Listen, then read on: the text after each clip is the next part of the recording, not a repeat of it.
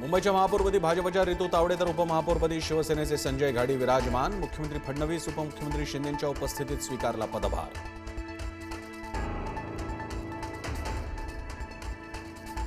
महापौर उपमहापौर निवडीवेळी मुंबई महापालिकेच्या सभागृहात जोरदार घोषणाबाजी। भाजपकडून देवाभाऊ आणि मोदींच्या नावाचा जयघोष तर ठाकरेंच्या शिवसेनेकडून ठाकरेंच्या नावाची घोषणाबाजी। उपमुख्यमंत्री सुनेत्रा पवारांनी दिल्लीत घेतली पंतप्रधान मोदींची भेट। दोघांमध्ये जवळपास 40 मिनिटे चर्चा। मोदींच्या भेटीनंतर सुनेत्रा पवार शहांच्या भेटीला रवाना।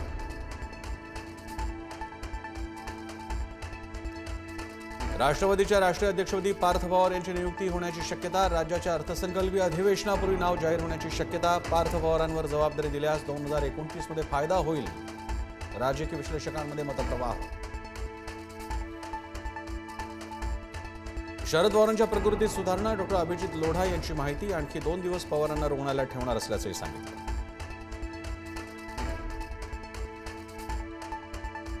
राज ठाकरे नरेंद्र मोदींना जास्तच घाबरलेत। माजी राज्यपाल भगतसिंग कोश्यारींची राज ठाकरेंवर टीका।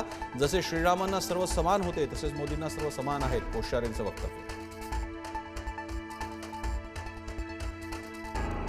अल्पवयीन मुलींवरील अत्याचाराच्या घटनेनं महाराष्ट्र हादरला। बीड, अमरावती, नागपूर, सांगली, गडचिरोलीत अल्पवयीन मुलींसह चिमुकल्या मुलींवर अत्याचार।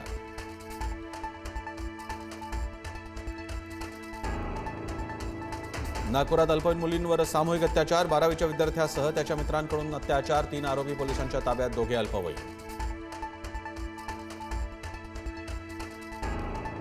12वीच्या पहिल्याच पेपरला जाताना काळाचा घालाट। डोंबिवलीतील सोहम कटरेचा लोकलमधून पडून मृत्यू। रेल्वे प्रवासी संघटना आक्रमक। ठाणे रेल्वे स्थानक परिसरात रेल्वे प्रवासी संघटनेचं आंदोलन। पोलीस दलात 15,631 पदांसाठी आजपासून शारीरिक चाचणी। शिपाई चालक, सशस्त्र पोलीस आणि कारागृह शिपाई पदासाठी भरती। मात्र उमेदवारांना एका पदासाठी केवळ एकच अर्ज करता येणार। देशभरातील 8 प्रमुख प्रदूषित शहरांमध्ये मुंबई 3ऱ्या स्थानावर। पहिल्या क्रमांकावर दिल्ली तर 2ऱ्या क्रमांकावर कोलकाता। प्रदूषणाची पातळी आरोग्यासाठी अतिघातक श्रेणी। विरोधी पक्षनेते राहुल गांधी आज लोकसभेत बोलणार। अर्थसंकल्पावर बोलणार असल्याची माहिती। राहुल गांधींच्या भाषणावेळी गोंधळ होण्याची ही सुद्धा शक्यता।